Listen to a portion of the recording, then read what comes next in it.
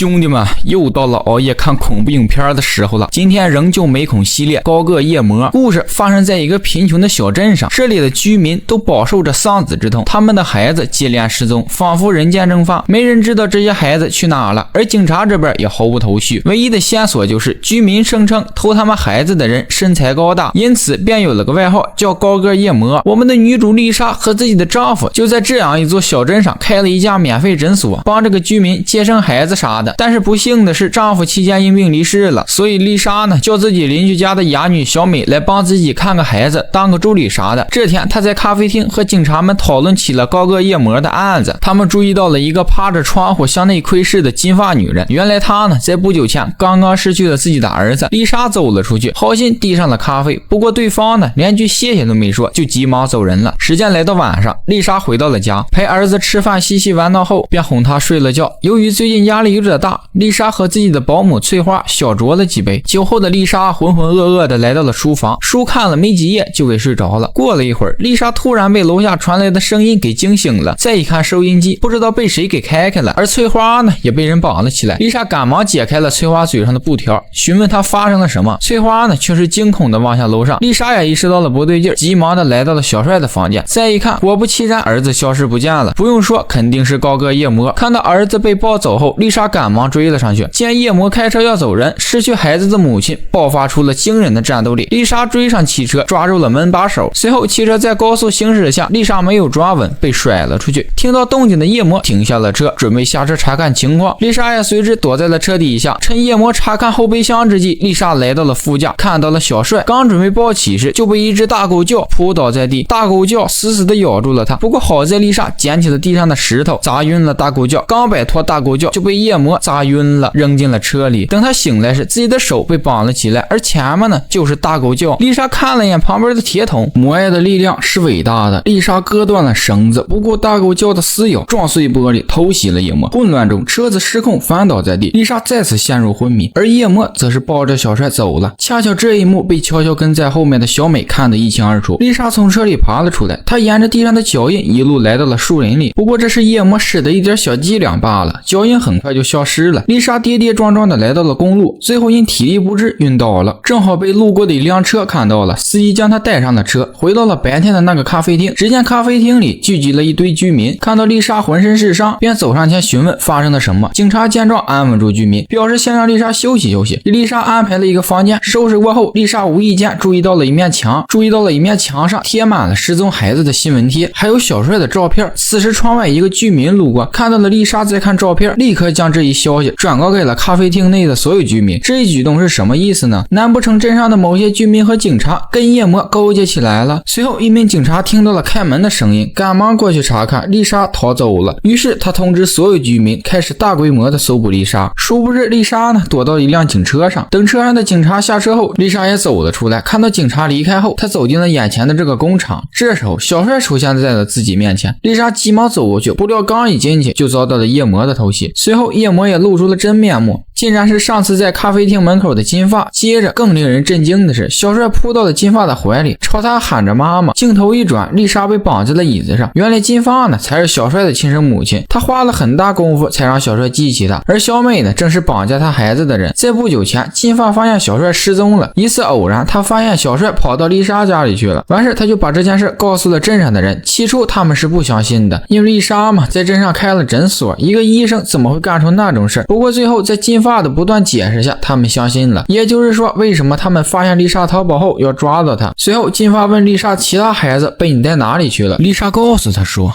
交给高个夜魔了。然后金发又问高个夜魔是谁呀？丽莎这块呢一顿废话文学，成功激怒了金发。金发一巴掌将丽莎打倒在地，他这一打呀，给丽莎身上的绳子打松了。这时候小帅走了过来，金发走到丽莎跟前，让她向儿子道歉，并且告诉她说我不是你亲生母亲。就这会儿功夫，丽莎将金发打倒在地，小帅见状跑了出去，躲在了一个角落里。随后小美来了，找到了小帅，两人碰见了丽莎，三人呢一起开车逃走了，回到了家里。他把小帅交给了翠花，急忙话告诉他事情已经败露，镇上的人很快就会过来。同时丽莎也劝小美赶紧走回家吧，不然会连累你的。可小美却告诉他说自己的父亲早已给警察打了电话，大义灭亲了。随后小美竟然给丽莎跪下了，恳求丽莎不要赶走他，并且说自己想要见高个夜魔。随后丽莎走进了屋里，抱起了小帅，打开了家里的地下室，似乎高个夜魔就在地下室里。丽莎把小帅放了下去，然后走出屋，告诉小美说我已经把你的事告诉给了高个夜魔。听到这儿后，小美这才放心开车离去。安排好这一切后，丽莎躺在了沙发。这时候我们可以注意到墙上挂满了她与丈夫在各地救助儿童的合影。随后等警察赶到时，她没有反抗，而翠花则是在屋中上吊自杀。居民们围在了屋外。丽莎走出后，瞬间成为了人人喊打的过街老鼠。毕竟有很多家庭都因她而失去孩子，到现在都没有找到。在汽车开往警局的路上，有的居民甚至朝她扔起了砖头。等回到警局审讯的时候，丽莎始终不说出孩子和高个夜魔的下落，只是含泪重复道孩子在这个贫困的小镇实在是太苦了，太可怜了。随后警察初步推断出丽莎可能是因为丧偶和无法生育而导致精神崩溃，所以就开始偷孩子，也就是说根本没有高个夜魔这个人。同时丽莎也向警察承认了确实没有高个夜魔这个人，这一切都是她单枪匹马自己一个人干的。随后为了调查出孩子的下落，警察请来了金发，试图以母亲对母亲的方式让丽莎开口。面对这位受害者的母亲，丽莎终于说出了心声。她呢将孩子送到了各个大城市中，为的就是不让孩子在这里吃苦，摆脱过去，让孩子们呢过上更好的生活。时间来到晚上，小美来到一个小木屋前，这时突然来了一个人抱走了她，这个人就是高个夜魔。也就是说丽莎跟警察撒谎了，夜魔把小美抱在了车上。过了一天，小美被送到了一个富裕的家庭里，而所谓的高个夜魔也露出了真面目，就是丽莎的丈夫。为了完成让孩子摆脱困境的循环，夫妻俩伪造了丈夫的死讯，联手策划了这场偷孩子的行动。他们将镇上的孩子带到城市，让他们拥有更好的生活环境。因此丽莎没有泄露丈夫没有死的消息，也为此付出了惨痛的代价，被判了终身监禁。画面一转，这天小美在上学的路上遇到了小帅，他呢也有了新的家庭，看得出来呢他非常开心。而此时小美的内心却在挣扎，每天醒来都想回家，但我提醒自己这是我想要的生活。随后电影以他的独白收尾。简单说一下这电影吧，对于导演想要表达的问题，我只能说是仁者见仁，智者见智，但是拐卖孩子肯定是违法行为。反正我觉得不能因为家庭环境而强迫父母失去自己的孩子吧。